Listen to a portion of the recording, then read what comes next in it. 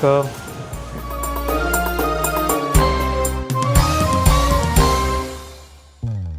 Assalamualaikum.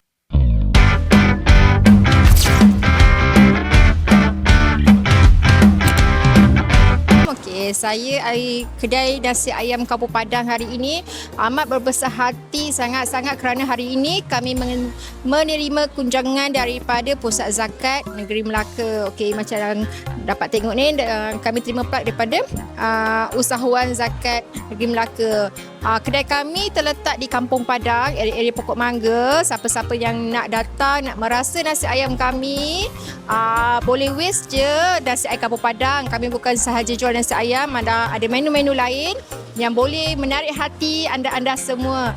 Okey, di samping itu juga saya menyeru usahawan-usahawan di negeri Melaka ini supaya memberi zakat, mengeluarkan zakat supaya kita boleh membantu golongan asnaf dan golongan yang memerlukan dengan hasil perniagaan kita, supaya perniagaan kita akan lebih suci dan subur.